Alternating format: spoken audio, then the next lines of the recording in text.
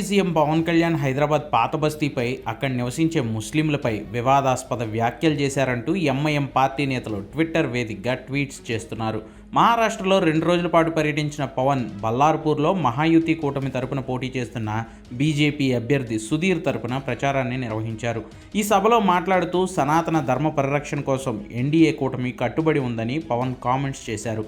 పాత బస్తీలో ప్రజలు భారతీయ సంస్కృతిని, పండగలను ఎప్పుడూ విమర్శిస్తూ ఉంటారని పవన్ కళ్యాణ్ కామెంట్స్ చేసినట్లు ఎంఐఎంకి చెందిన నేతలు ట్విట్టర్లో పోస్ట్ చేస్తున్నారు.